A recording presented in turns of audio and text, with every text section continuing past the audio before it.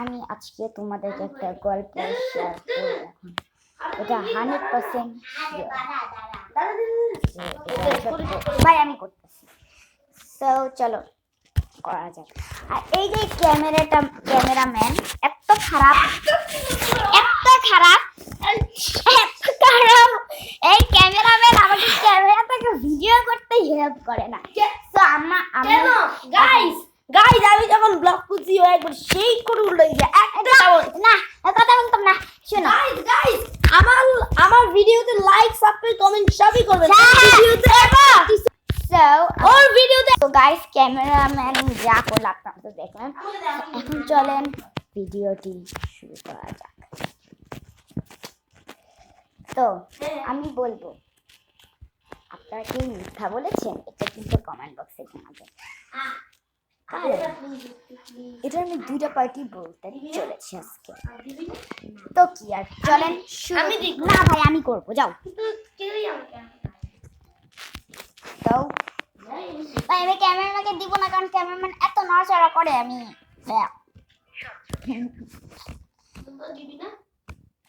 আচ্ছা এদিকে আসো এদিকে আসো ওই ক্যামেরাম্যান আসো। তো এটা হলো আমাদের অনেক বছর আগে যখন একটা ছেলে ছিল তার নাম আব্দুল্লাহ ছিলাম ভুলে গেছি। তো ওর আম্মু ছিল খুবই অসুস্থ। ও যখন ডাক্তারকে ডাকে ডাক্তার বলে কি ওর খেয়াল রাখতে আর মা যদি ঘুমিয়ে যায় ওকে তাকে ডাক না দিতে আর বলে মাইন্সে জান্নাত। তো ওই ছেলেটা ঠিক আছে কথা শুনে ঠিক আছে বললো। কিছুক্ষণ পর আম্মু পানি চাইলো। যখন পানি চাইলো ছেলেরা যখন পানি এনে দেখে আম্মু ঘুমিয়ে গিয়েছে। কিন্তু যখনই ও আম্মুকে ডাক দিতেছে ও ভুলে যায় না। ওর মনে পড়ে যে ডাক্তার ওকে বলেছিল আম্মু যদি ঘুমিয়ে যায় আম্মুকে যাতে না ডাকে। তো ডাকে না, আম্মুর পানির অপেক্ষা করতে থাকে। অনেকক্ষণই হয়ে গেল। তার মনে পড়লো তার হুজুর ওকে একটি হোমওয়ার্ক দিয়েছিল। সে যখন এটা করতে যায় তার মনে হয় আম্মুর যদি পানি চাই তাই ওখানেই করলো। এভাবে অনেক সারা রাত কেটে গেল। যখন সকাল হলো পাখিগুলো কিচিরমিচির করতে থাকলো। আর তখন হলো আসল পার্ট। তখনই আম্মু চোখ খুলে দেখে যে তার সন্তান এখনো পানির জন্য ওয়েট করতেছে। এটা কিন্তু সত্যি যা এটা হলো 100% শিওর। এটা আমি এখন সেকেন্ড পার্টটা বলতে চলেছি। এটা জাস্ট 3 মিনিট হইলেই আমি হবে। তো গাইস 3 মিনিট হয়ে গেছে। এখন চলো স্টার্ট করি। তো ওই ছেলেটার আম্মু দেখতেছিল যে সবাই ইরাক থেকে মক্কায় আরে ও তো উলোতে চল ভাই যাও না দিছে ওদের কথা ইগনোর করো। তো আম্মু দেখতেছিল সবাই ইরাক থেকে মক্কায় পাঠাইতেছিল কারণ ওখানে আর কি কোনো স্কুল ছিল না। কিন্তু ওই ছেলেটার বাবা অনেক আগেই মারা গিয়েছে। আম্মু অনেক কষ্ট করে 40 টাকা জমায় আর ছেলেটাকে দাম দিয়ে বলে এটা নিয়ে ওকে মক্কার দিকে ইশারা করে দেয়। ছেলেটা বলে মা যাইতে থাকলো। ছেলেটা বলে মাটা বলে হ্যাঁ। ছেলেটি তো আর হ্যাঁ তার আগে ওর আম্মু বলেছিল যেই সিচুয়েশনই হোক তুই মিথ্যা কথা বলবি না, যাও না। তো ছেলেটা একাই মরুভূমির মধ্যে রওনা দিয়ে দিল।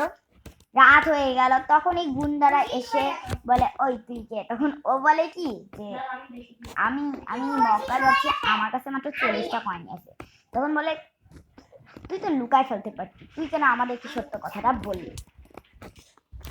তো তারপর ছেলেটা বলে আমার আম্মু বলছে যেই সিচুয়েশনই হোক তুমি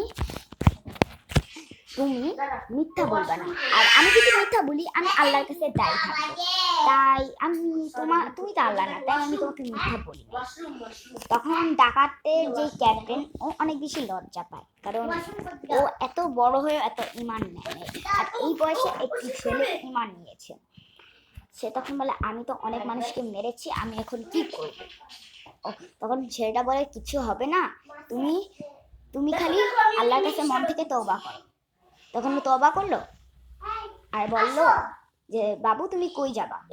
আমাকে ওখানে নামাই দিয়ে আসে। এই কেউ ঢুকতে পারে? যখন ডাকাতরা বললো যে তুমি কই যাবা, ছেলেটাকে বলে দেয় যে ও মক্কায় ঢুকে যাবে। তো ও যখন ঠিক আছে, ডাকাতের ক্যাপ্টেন ওকে ছেড়ে দিয়ে আসলো। ও যখন ফিরতেছিল ছেলেটাকে দেখে সে ফিরতে ফিরতেই মারা যায়, মানে আল্লাহকে নিয়ে গিয়েছে। ওই মিথ্যা কথা চেষ্টা করবেন না বলারই। আল্লাহ হাফেজ, আসসালামু আলাইকুম। নেক্সট ভিডিওতে তোমাদের পার্ট 2 তে আবার দেখা হবে। Bye bye.